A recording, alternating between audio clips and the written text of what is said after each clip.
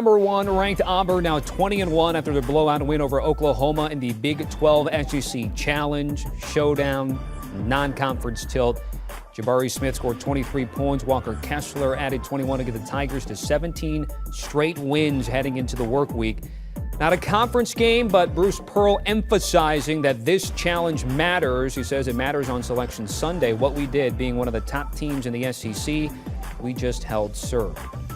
So taking a look at Jerry Palm's number 1 seeds with odds to win the national championship at Caesars Sportsbook. You have Auburn with the likes of Gonzaga, Baylor, and Wisconsin. Tigers coming in at 12-1. By the way, hours just before tip-off, the program releasing details of Pearl's new 8-year, $50.2 million contract.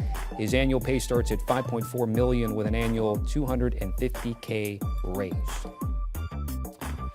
All right, let's welcome in bracketologist Jerry Palm with how many bids per league. We're going to target 3. But before we do that, Jerry, just your overall thoughts from Saturday and that Big 12 SEC showdown, challenge, whatever you want to call it. Any surprises for you there? Well, to me, the biggest surprise isn't so much that Kentucky won at Kansas, but that they just blew the doors off of Kansas at Fog Allen. Has to be one of the biggest margins of loss for Kansas at home ever. I know they lost by 25, I think, to Texas during a pandemic in an empty gym. I don't count that. That was just a totally dominant performance by Kentucky and one they really needed. And then Alabama getting a big win as well. A team that's played a ridiculous schedule this year, adding yet another quality win to their resume. All right, so there have been 9 of these here in the SEC, claiming a 6-4 victory in 2022. So they're getting over the Big 12 for a second year in a row. Let's target your bracketology for the SEC after this weekend. Yeah, so the SEC looks like they'll be around 7 teams. They've got 6 that are solidly in the field. Kentucky, Tennessee, Alabama, Auburn, of course, the number 1 seed, LSU. So there's 6 teams in the SEC that are in the top half of the bracket, maybe even the top 25. And then there's a huge gap to the rest. Arkansas is leading the rest of that group. They picked up a nice win over the weekend. So, Arkansas, maybe Texas A&M, maybe Mississippi State, those are the bubble teams of the SEC. Not more likely at the end to get more than 2 of those teams in. So pretty good year for the SEC. All right, interesting to see that the ranked teams were 4-4 in the challenge, but the home team successfully defending home floor 9 out of 10. Let's get to the Big 12. Where do they stand at the moment?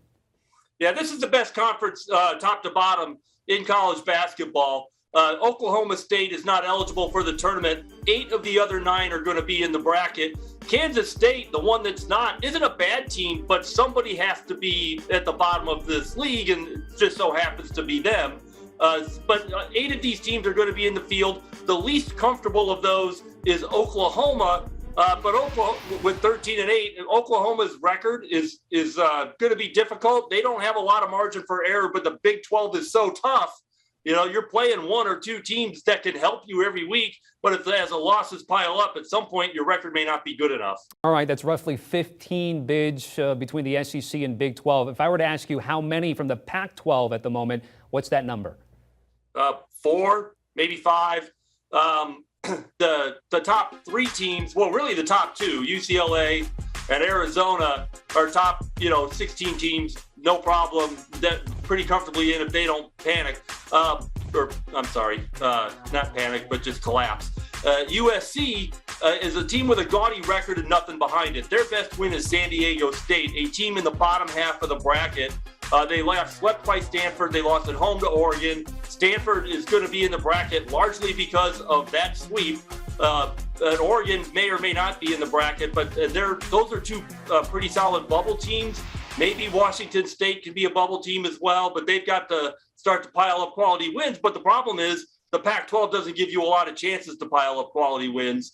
So this is a league that's going to be really thin, strong at the top, maybe even a national championship team at the top, but not much depth. All right, Jerry Palm with the very latest there, looking at the 3 conferences and sort of the bid outlook. And, of course, we'll get UCLA and Arizona later this week at the McHale Center, rematch from last week at Pauley Pavilion. Ion College Basketball Podcast with our guys Matt Norlander and Gary Parrish. They are your co-hosts. Kentucky creaming Kansas, which we just talked about with Jerry Palm, but a fun but flawed Alabama beating Baylor. Jaden Ivey saves Purdue. Monday and Tuesday TV guides. Make sure you download and follow the guys now. Do you want a sports network that delivers everything that matters about the game? The highlights, the picks, the instant analysis, no yelling, no fake debates, no politics. Hit the subscribe button and never miss a moment.